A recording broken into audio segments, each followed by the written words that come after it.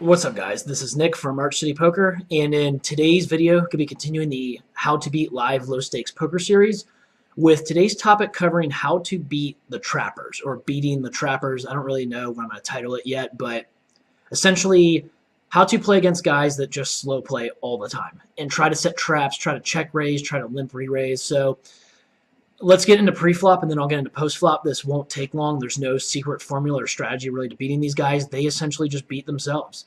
Pre-flop, you get the famous and common scenario where you have a player that limps in early position.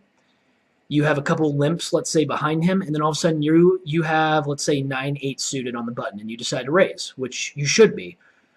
And the player that limped, let's say, under the gun, goes for a big limp re-raise or a big limp 3-bet. This is, to me personally, a very welcoming sight. And I see players get frustrated all the time and say, well, why doesn't this guy just bet his hand? This is ridiculous. You know, I don't want to keep raising and having him limp re-raise me. Guys, the thing is, this is often the top of their range, almost always. And they're turning their hands face up. They're losing out on so much value post-flop that they can get from these hands. And they're letting you know exactly where they're at on the street that is basically the street that you make the least amount of money on, essentially, and that's pre-flop. Post-flop, especially the turn and river, that's where the money is made in poker, guys. And so when you get an opponent that's a trapper and he likes to limp re-raise, be happy that you're just going to basically fold your hand in that spot. And let them take down, you know, the little bit of money they're going to get pre-flop, and essentially let them kind of value cut themselves. Post-flop, it's similar. You get guys that will flop sets and never raise till the river, basically just check calling you down or just calling in position the whole way.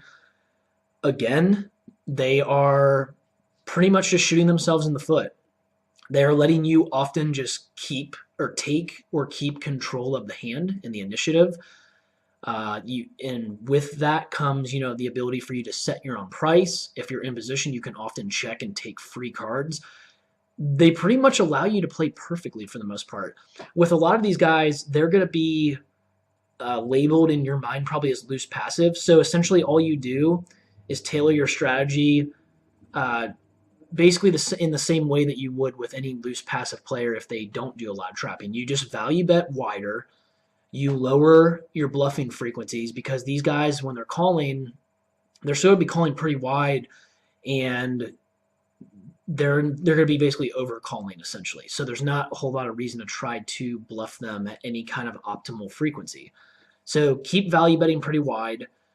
I would say more often than not, fold on the later streets to any kind of check raise or any kind of raise that you face when you're out of position. All of a sudden, let's say you have gone bet on the flop and turn, and they've gone call, and then out of nowhere you bet river and they just shove, and let's say you guys are really deep and they shove for a large amount. This is not a bluff. These guys are just going to be slow playing. They're going to have 2-pair plus often. It's just going to be a spot where you can exploit them. They're making the minimum. So I think the bottom line with this topic is that these guys are basically killing themselves, and there's no real magic strategy or formula to beating them. It's just kind of playing your own game, you know, letting them let you know when they, or pretty much letting them announce themselves as face up.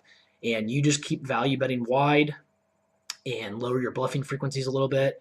And they're never going to put you in a tough spot. You're pretty much going to be able to seek free cards when you want. You're going to be able to control the size of the pot for the most part. And that's pretty much about it. So if you guys have any comments or questions on this topic, as always, go ahead and let me know in the comment section. Until next time, this is Nick from Arch City Poker. Take care.